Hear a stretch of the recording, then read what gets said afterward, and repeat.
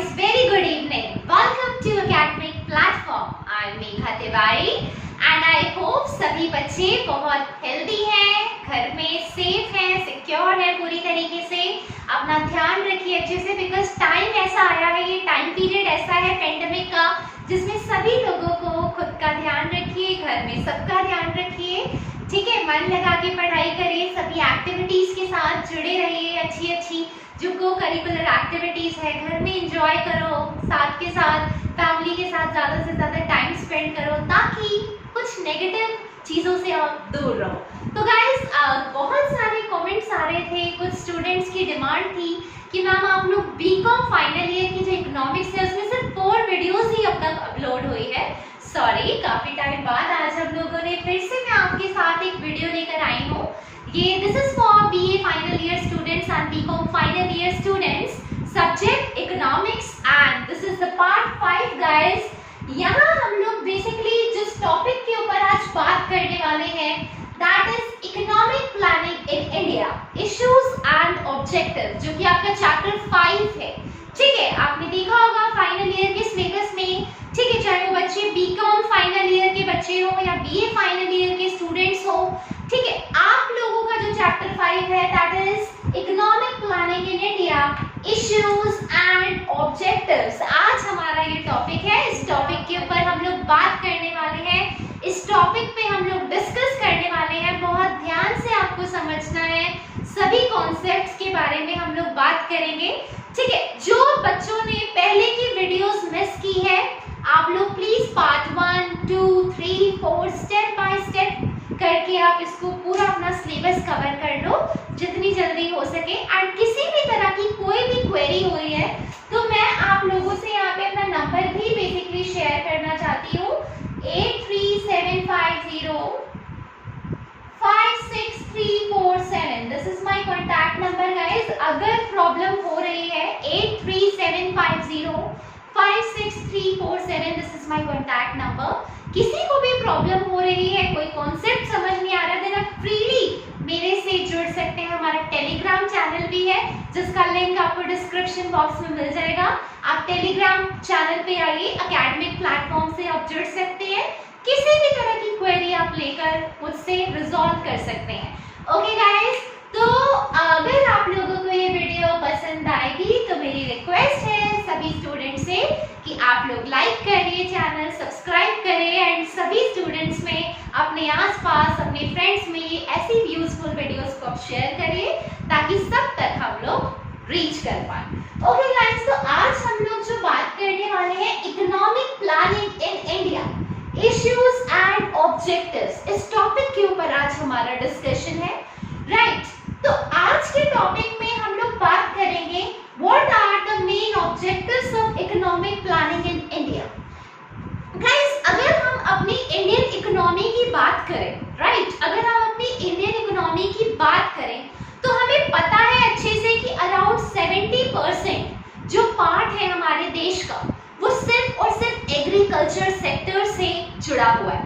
इसलिए हम अपनी इकोनॉमी को एग्रीगेरियन इकोनॉमी भी कहते हैं, agrarian Indian economy, because around 70% of part of our country is basically associated with only primary sector, that is agriculture sector।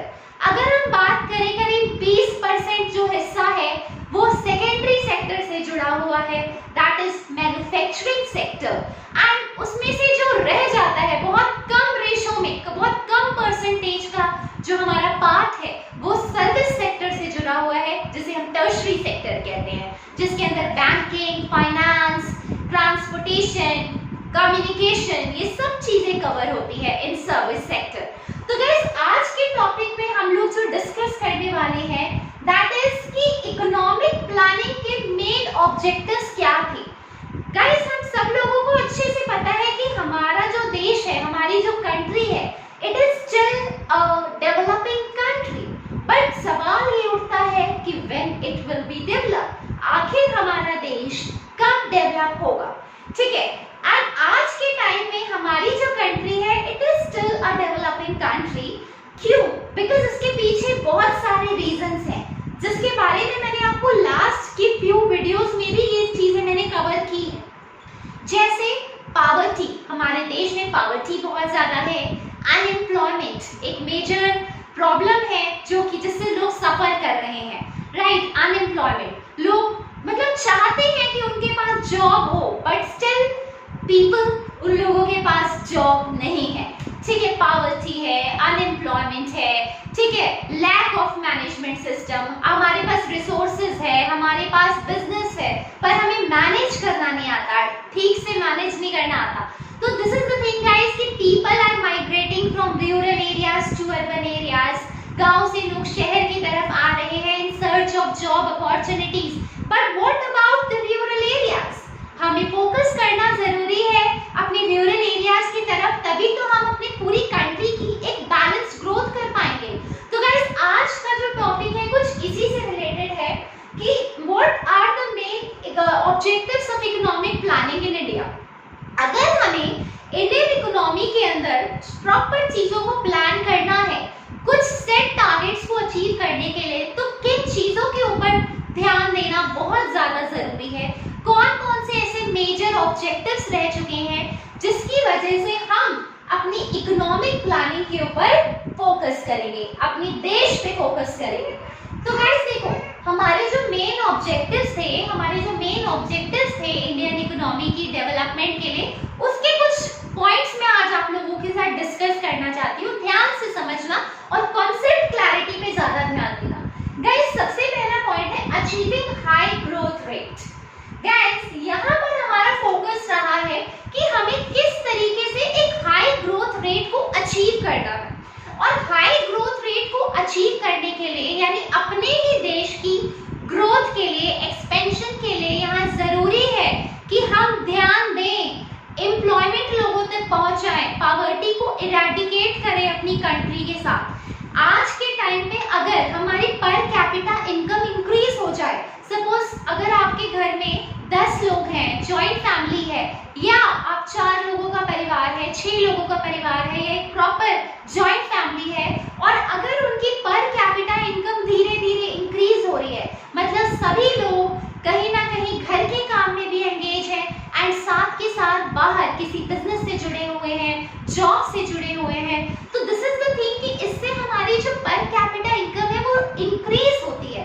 And guys per capita income के increase होने की वजह से अगर हम पर कैपिटा इनकम को इंक्रीज कर देंगे तो इससे अल्टीमेटली अगर पर कैपिटा इनकम इंक्रीज हो जाए तो अल्टीमेटली हमारी जो नेशनल इनकम है, नेशनल इनकम में भी एक अच्छा इंक्रीमेंट देखने को मिलता है, हमारा जीडीपी बढ़ता है, राइट। तो यहाँ पर हमने फोकस किया, किस ऑब्जेक्टिव पे फोकस किया, अचीविंग हाई ग्रोथ रेट, कि हमें किस तरीके से ग्रोथ रेट को अचीव करना है अपनी कंट्री में। बिकॉज ग्रोथ रेट अगर आपकी अचीव होगी तो सिंपल सी बात है, आप अपने बिजनेस को आगे बढ़ा पाओगे, आप अपनी इकोनॉमी को आगे बढ़ा पाओगे। तो दिस इज द थिंग कि यहाँ पर फोकस किया गया कि किस तरीके से हमें ग्रोथ रेट को ज्यादा से ज्यादा इंक्रीज करना है ताकि हम अपनी कंट्री के अंदर एक अच्छी इंप्रूवमेंट लेकर आ पाए, एंड साथ के साथ हमारा देश जो आज डेवलपिंग कंट्री है वो एक टाइम पे पूरी तरीके से डेवलप हो पाए,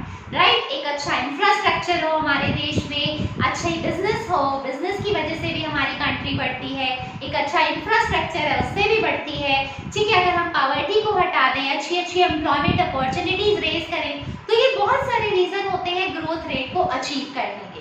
okay, second guys, promoting social justice. हमारे यहाँ पर जरूरी है गाइस, हमारे देश में प्रमोट किया गया कि सोशल जस्टिस को प्रमोट करो, ज्यादा से ज्यादा फोकस करो सोशल जस्टिस की तरफ। लाइक कि आप लोगों को यहाँ जरूरी है लोगों को किसी भी तरीके का डिस्क्रिमिनेशन ना हो on the basis of sex, religion, caste, ठीक है, किसी भी तरीके का डिस्क्रिमिनेशन ना हो लोगों के बीच।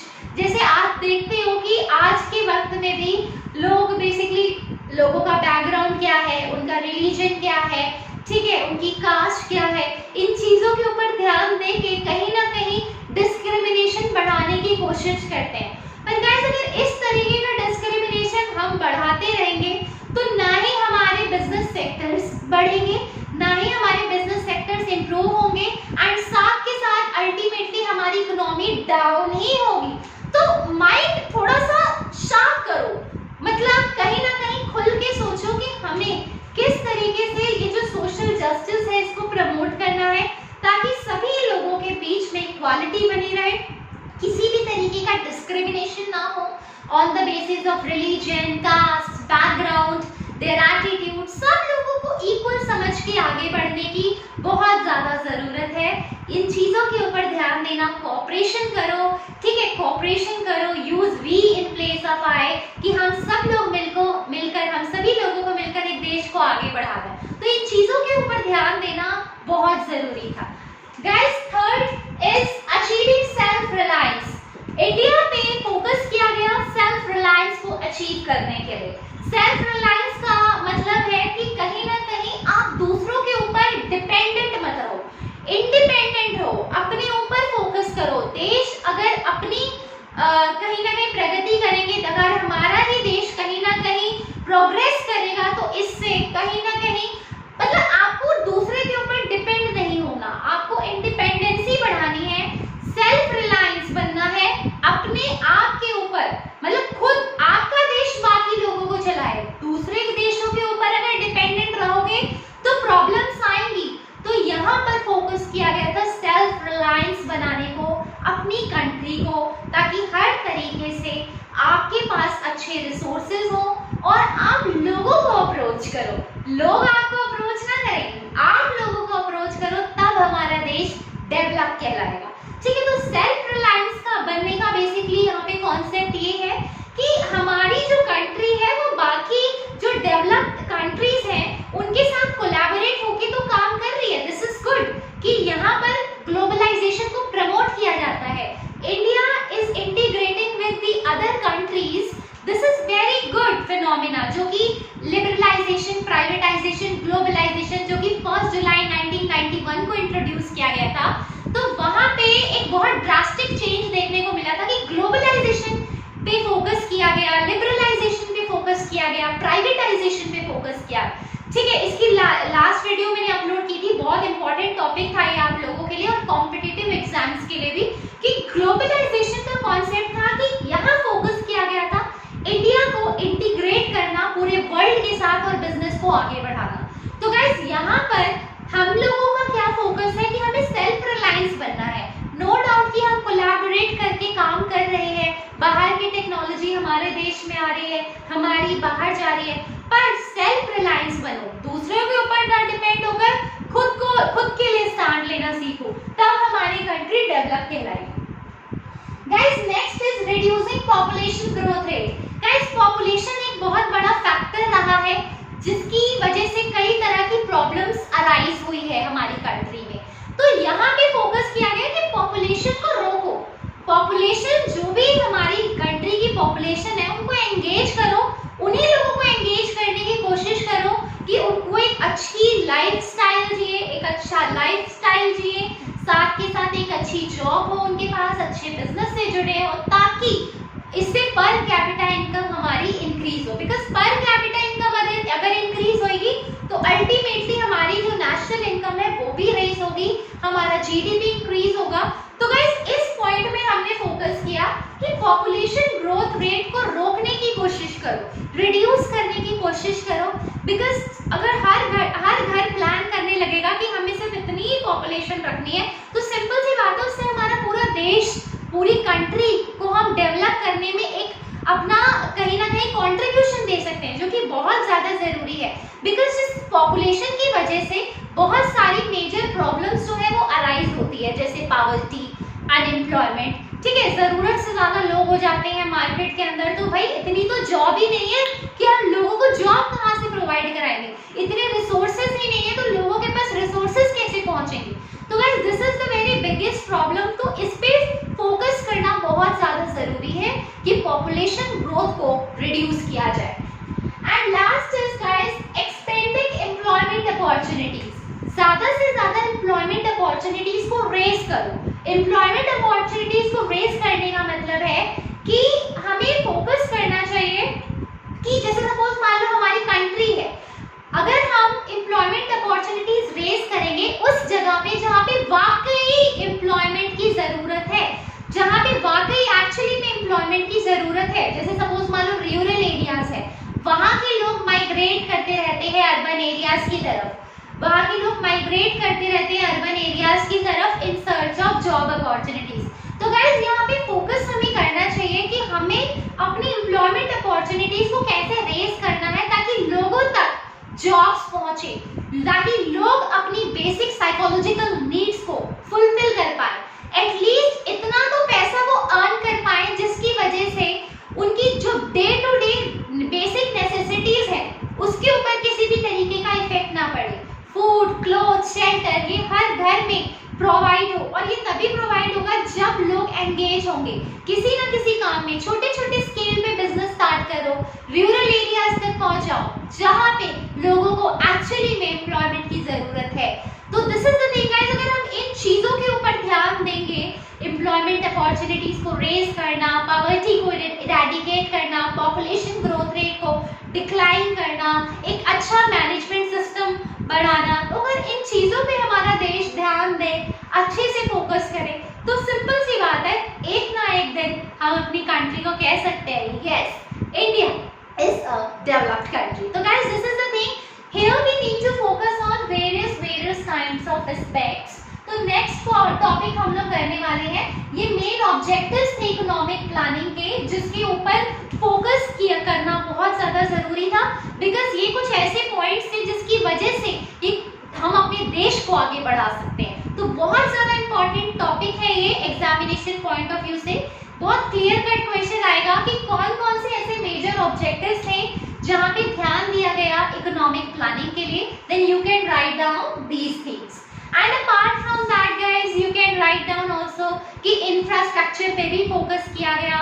Infrastructure is very necessary. हमारे देश का इंफ्रास्ट्रक्चर क्या है, किस तरह की टेलीकम्युनिकेशन फैसिलिटीज हम लोगों को मिल रही है, तो ये सब चीजें बहुत जरूरी होती है कंट्री को आगे बढ़ाने के लिए। तो इन सब पे फोकस करना बहुत ज्यादा जरूरी था। पर गाइस अब देखो, जब प्लानिंग्स आई तो इश्यूज भी आए, सिंपल सी बात है। अगर हमने कुछ ऑब्जेक्टिव्स बनाए तो जरूरी तो नहीं है कि सारे के सारे ऑब्जेक्टिव्स हमने अचीव कर लिए, नहीं अचीव किए। अगर ये सारे ऑब्जेक्टिव हमारे देश ने अचीव कर लिए होते तो आज हमारा देश जो है वो डेवलप्ड कंट्री होता, जो कि नहीं है। पर कौन कौन से ऐसे ऑब्स्टिकल्स आए, जैसे आप किसी ना किसी चीज के ऊपर आप वर्कआउट करते हो तो यार रास्ते में ऑब्स्टिकल्स आते हैं, प्रॉब्लम्स आती है। तो सिंपल सी बात है, अगर इकोनॉमिक प्लानिंग के हमने कुछ ऑब्जेक्टिव्स पे हमने फोकस किया तो कुछ इश्यूज भी तो आए हैं, इश्यूज भी तो आए। अब इन इश्यूज को कैसे रिजॉल्व किया जाए? तो गाइस ये एग्जाम की अगर मैं बात करूं तो बहुत अच्छा क्वेश्चन है इस चैप्टर से कि इकोनॉमिक प्लानिंग के क्या ऑब्जेक्टिव्स थे एंड क्या हमारा देश उन ऑब्जेक्टिव्स को आज के टाइम पे अचीव कर पाया। गाइस ऑब्स्टिकल्स आए हैं, अब हम उन इश्यूज के बारे में बात करेंगे कि कौन कौन सी ऐसी प्रॉब्लम्स आई थी जिसकी वजह से प्रॉब्लम हुई है कि आज भी हमारा देश जो है it is still a developing country, it's not developed right. तो गाइस नेक्स्ट टॉपिक हम लोग बात कर रहे हैं, तब तक आप प्लीज ये नोट कर लो। इसके बाद हम लोग नेक्स्ट जो है टॉपिक करने वाले हैं इसी से रिलेटेड कि कौन कौन से फेलियर्स और शॉर्टकमिंग्स आए थे इंडियन इकोनॉमिक की प्लानिंग के अंदर।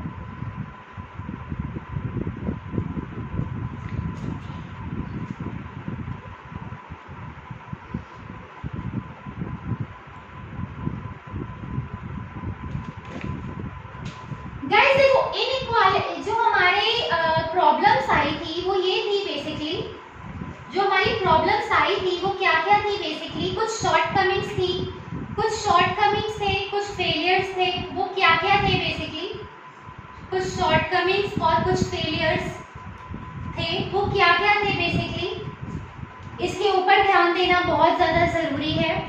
ठीक है, पावर्टी की प्रॉब्लम आई, भाई पावर्टी को हम एकदम से इरेडिकेट नहीं कर पाए, धीरे धीरे ही कोई चीज को प्रॉब्लम आती है तो धीरे धीरे ही रिमूव होती है ना। एकदम से आप चाहोगे कि रातों रात पूरे देश से गरीबी हट जाए, पावर्टी हट जाए, it is not possible at all.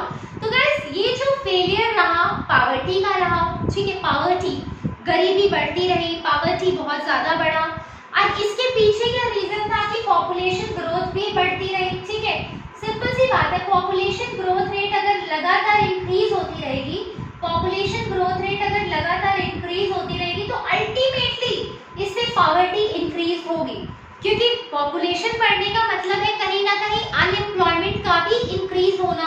तो ये बहुत बड़ी प्रॉब्लम रही है कि अगर अनएम्प्लॉयमेंट भी बढ़ती रहेगी तो सिंपल सी बात है लोगों के पास जॉब्स नहीं होगी, एंड जॉब्स नहीं होगी तो अल्टीमेटली पॉवर्टी एक बहुत बड़ा फैक्टर रहेगा कि हमारा जो पॉवर्टी रेट है कंट्री का वो इंक्रीज होगा। ये फेलियर्स थे कुछ, यानी हमारा फोकस तो था कि हम सेल्फ रिलायंट बने, अनएम्प्लॉयमेंट जो है पूरी तरीके से इरेडिकेट कर दें, ठीक है, ज्यादा से ज्यादा एम्प्लॉयमेंट अपॉर्चुनिटीज रेज करें, पॉवर्टी को हटा दें, ठीक है, एक सेल्फ रिलायंस बने। तो गाइस ऑब्जेक्टिव तो बहुत थे, पर उसमें कुछ ऑब्स्टिकल्स भी आए, कुछ प्रॉब्लम्स भी आई। वो क्या प्रॉब्लम्स थी कि पॉवर्टी इंक्रीज हो रही है, इसमें कोई, और इसके पीछे सबसे बड़ी वजह है पॉपुलेशन ग्रोथ रेट का इंक्रीज होना, एंड पॉपुलेशन ग्रोथ रेट के इंक्रीज होने की वजह से अनएम्प्लॉयमेंट भी बहुत तेजी से बढ़ा। अनएम्प्लॉयमेंट एंड अंडर एम्प्लॉयमेंट, ये क्या होता है guys? Unemployment and under employment, कि जहां पे जितने लोगों की जरूरत थी जॉब की, देखो under employment and over employment, ये भी एक बहुत बड़ा फैक्टर है जो कि इफेक्ट करता है हमारी कंट्री को। सपोज मान लो जहां पर किसी अगर पर्टिकुलर बिजनेस के अंदर या किसी पर्टिकुलर जॉब के अंदर उस प्रोफाइल को हैंडल करने के लिए अगर सिर्फ 10 लोगों की जरूरत है और वहां पे सिर्फ 5 लोग काम कर रहे हैं, तो this is the problem of under employment, कि जहां पे जितने लोगों की जरूरत है वहां पे उससे कम लोग काम कर रहे हैं। तो ये एक बहुत बड़ा फैक्टर है कि लोगों के पास लोग चाहते हैं, people are willingly to work but they didn't get work. तो ये बहुत बड़ी समस्या है, ये प्रॉब्लम है हमारी देश की ग्रोथ रेट को जो कहीं ना कहीं इफेक्ट करती है। गाइस दूसरी एक मेजर प्रॉब्लम ये है कि ओवर एम्प्लॉयमेंट। कई बार क्या होता है कि जहाँ पे जितने लोगों की जरूरत होती है उससे कहीं ज्यादा लोग एंगेज होते हैं। जैसे सपोज मान लो किसी पर्टिकुलर सेक्टर में 10 लोगों की जरूरत है, वहां पे 5 लोग एक्स्ट्रा काम कर रहे हैं, 15 लोग काम कर रहे हैं, तो उनसे क्यों काम ले रहे हो जब उनका आउटपुट 0 है? जब किसी काम को करने के लिए सिर्फ 10 लोगों की जरूरत है, then you should select only 10 people.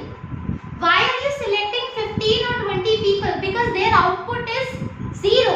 So this is the thing guys, कि यहाँ पर हम लोगों को फोकस करना है कि इन चीजों को कैसे इरेडिकेट किया जाए अपने देश के साथ। पर कुछ फेलियर्स रहे, जैसे पॉवर्टी का बढ़ना, ये बढ़ता रहा, ठीक है, पॉपुलेशन ग्रोथ रेट का इंक्रीज होना, ठीक है, अनएम्प्लॉयमेंट एंड अंडर एम्प्लॉयमेंट एक मेजर प्रॉब्लम रही है हमेशा के लिए, ठीक है। हमारा देश जो है वो सेल्फ रिलायंस नहीं अचीव कर पाया, सेल्फ रिलायंस अचीव नहीं कर पाया, बिकॉज अगर आज हम अपने कंट्री को देखें तो वो इतना पूरी तरीके से इंडिपेंडेंट नहीं बना है कि वो अकेले सब चीजें हैंडल कर सकता है। जैसे ये पेंडेमिक का टाइम है, यही चीजें जो है बहुत बड़ा एक एग्जांपल है आप लोगों के लिए कि बाहर ऑक्सीजन सिलेंडर्स खत्म हो रहे हैं, ठीक है, लोग सीरियसली अगर सपोज लग रहा है कि वो इंसान बच सकता है, बट स्टिल ऑक्सीजन की कमी की वजह से वो एक कुछ नहीं कह सकते कि वो इंसान एक्सपायर हो गए।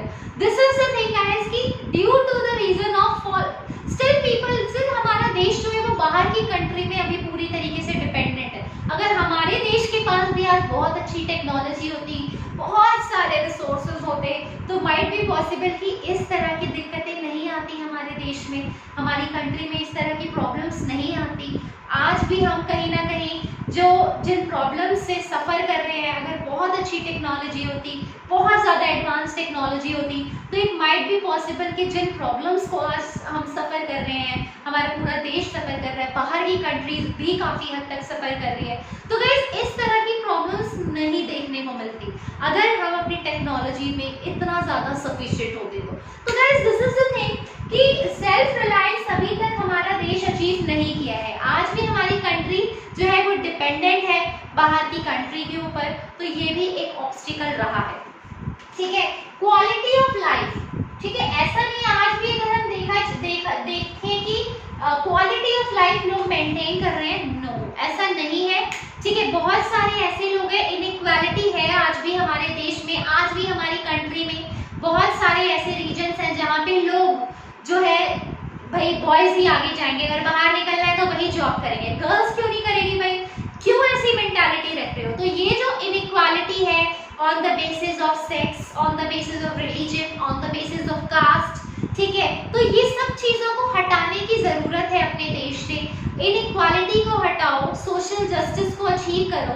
ठीक है, तो यहाँ पर हम लोगों का फोकस है कि हम उस क्वालिटी ऑफ लाइफ को मेंटेन करने की बहुत ज्यादा जरूरत है। एंड क्वालिटी ऑफ लाइफ कब मेंटेन होगी, तब आपकी सारी नीड्स पूरी होगी, जो आपकी basic psychological needs, steam needs, जब आप खुद लगेगा कि जब आप खुद को पूरी तरीके से सेफ सिक्योर समझने लगोगे, तो वो होता है क्वालिटी ऑफ लाइफ। कहीं ना कहीं क्वालिटी मेंटेन हो, आपको सिर्फ ऐसा नहीं कहना कि आपकी सिर्फ बेसिक नीड हो रही है, फूड मिल रहा है, खाने को शेल्टर मिल रहा है, तो बस यही तक जिंदगी है। नहीं, क्वालिटी ऑफ लाइफ को मेंटेन करना बहुत ज्यादा जरूरी है, तभी हमारी कंट्री आगे बढ़ेगी। सिर्फ बेसिक साइकोलॉजिकल नीड ही फुलफिल हो पाएगी कि यार बेसिक नीड हमें मिल रही है कि हम सिर्फ जी पाए, तो सिर्फ जीना ही जरूरी नहीं होता, बहुत कुछ करना है।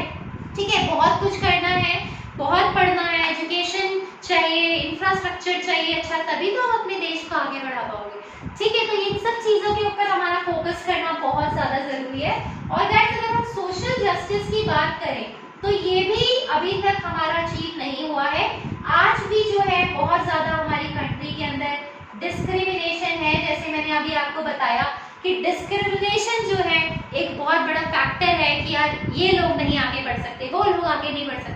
ये जो प्रॉब्लम है ये इस कास्ट के हैं, इस बैकग्राउंड के हैं, इनका ये एटीट्यूड है। No, we shouldn't do these things of practice, because अगर हमें अपने देश को आगे बढ़ाना है तो यहाँ जरूरी है अपनी ग्रोथ रेट के ऊपर ध्यान देना, पॉवर्टी को इरेडिकेट करो, पॉपुलेशन को कंट्रोल करो, अनएम्प्लॉयमेंट जैसी जो है ज्यादा से ज्यादा मतलब जो एम्प्लॉयमेंट अपॉर्चुनिटीज है रेस करो, ताकि अनएम्प्लॉयमेंट आपकी कंट्री से दूर हो पाए। ये सब कुछ कब पता चलेगा, जब हमारा यूथ जो है वो कंट्रीब्यूट करेगा।